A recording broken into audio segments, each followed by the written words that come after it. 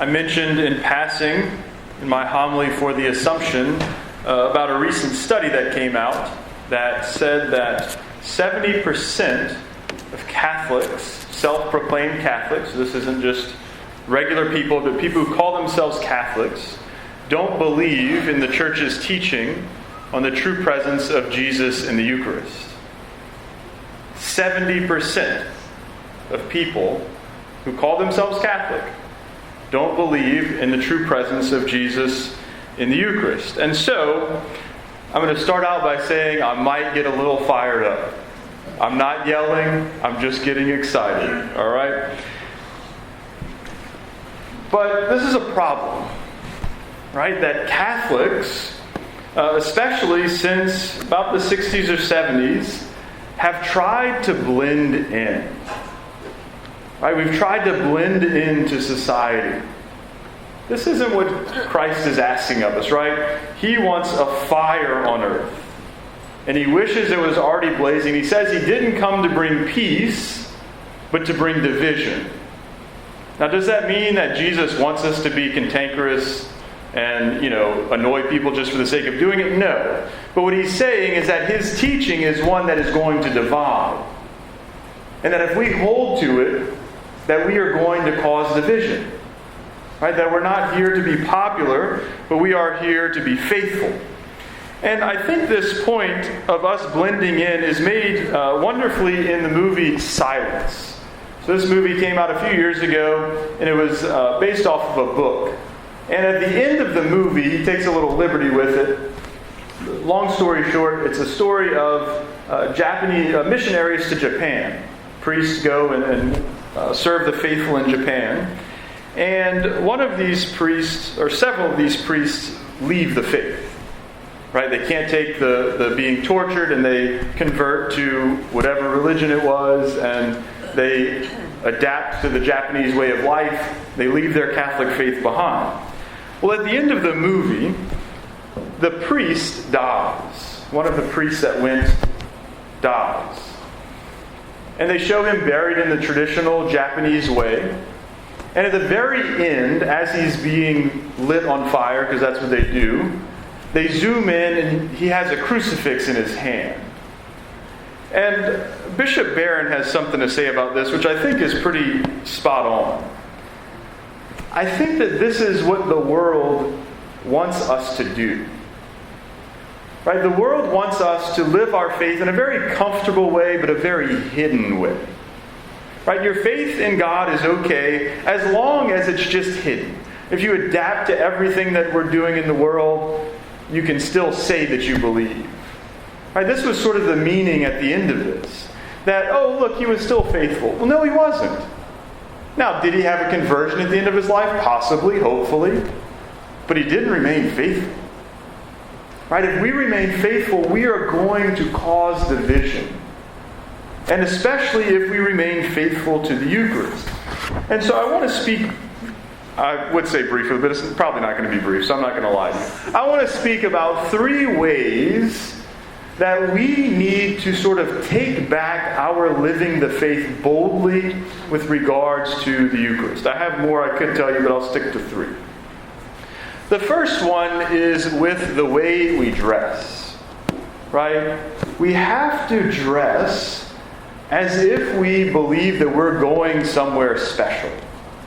Right? When I was in high school, shockingly, I got dates to the dances. I didn't just go in my regular clothes. I didn't go in my school uniform for sure, right? I went and got a haircut. I don't think I had to shave back then. I barely have to shave now. Right? I went and rented a tuxedo. I brushed my teeth much better than I normally did. Right? I did all of these things to make sure that I was ready to go somewhere special. And that was just to go to a dance. Right? We are coming to greet the King of Kings. Right? We are coming to be present at Calvary. We need to show that we care in the way that we dress. Right? And I'm not just preaching to say this, right? I try to do this myself.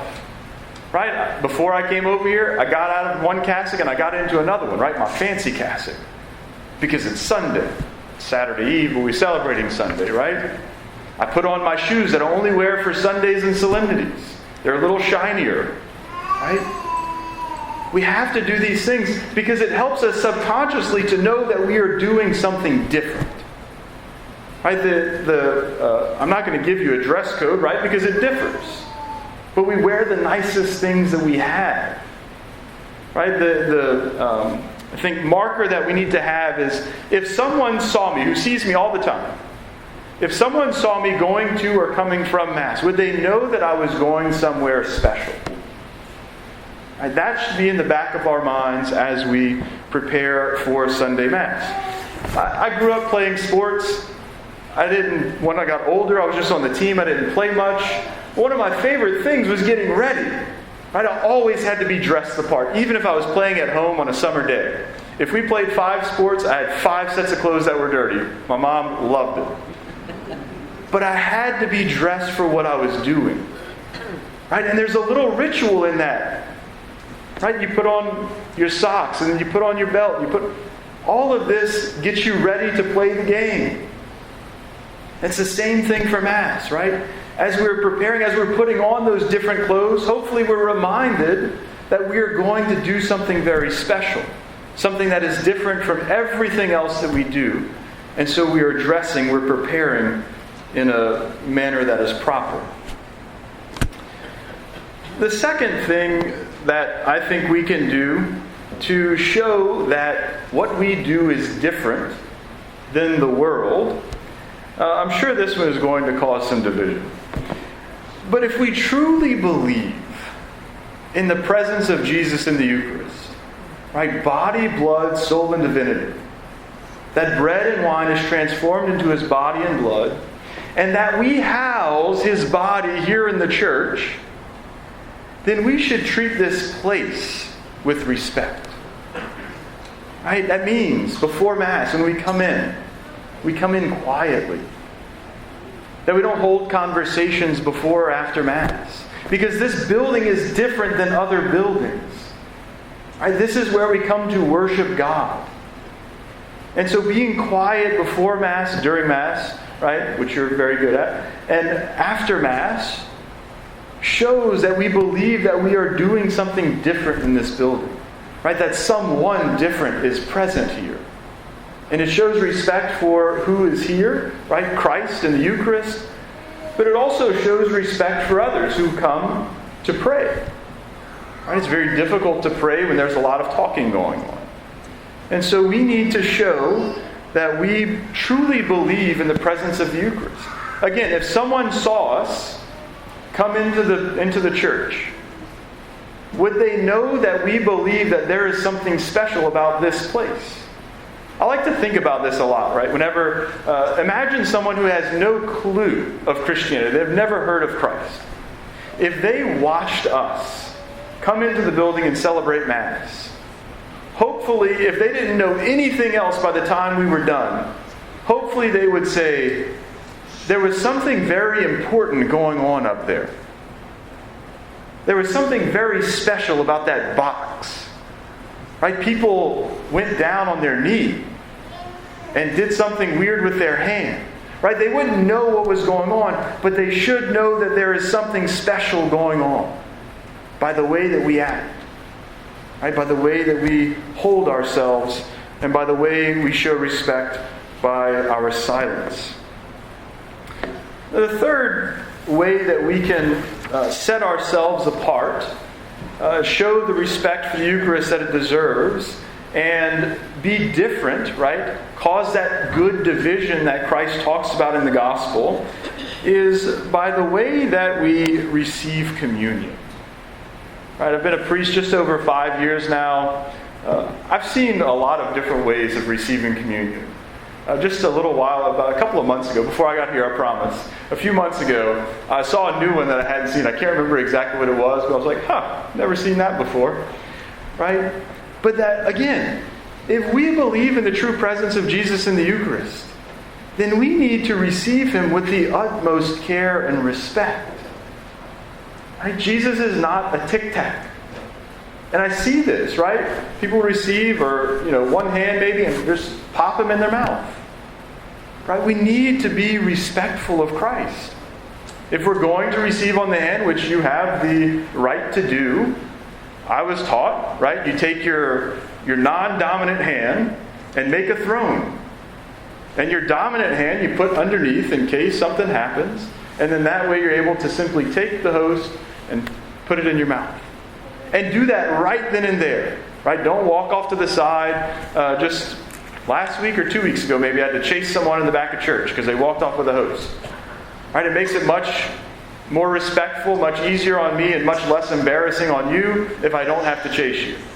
Right? So just come up and go. Right? Don't step to the side. It's a very flat wafer. You don't have to smush it. Right? I see all kind of things. Just receive, bam. I will challenge you with the long-standing tradition of the church of receiving on the tongue. Again, you have the option to receive in the hand, but I will challenge you with that. Why? One, because it makes my life easier, right? I don't have to worry about... Now, someone could go and, I guess, take it out of their mouth, but that's a lot more work, right? It makes my job easier that I don't have to watch people consume if they do step off to the side. More importantly, because my job was not meant to be easy, right? More importantly, it reminds us once again that we are doing something different. That this is not ordinary food, but this is the bread of angels that we are privileged to receive. And so I'm going to receive it in a way that is different. Right? I was reading this was all kind of sparked up by an article I read recently, kind of commenting on this lack of faith in the Eucharist. And he made me sort of think about what I do. Right? The priest was writing and he said, he knows priests who are afraid in a good way to handle the Blessed Sacrament, and their hands have been consecrated to do that. Right? How much more should people whose hands are not consecrated fear touching our Lord?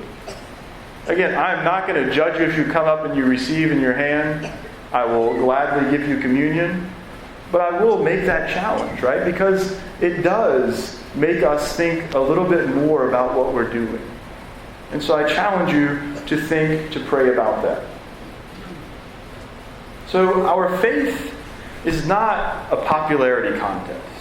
I remember Father Kale was my spiritual director when I first got ordained. And he was telling me, he said, one day, Father Broussard, I was thinking, I was a young priest, and I said, man, everybody likes me. I must be doing really well.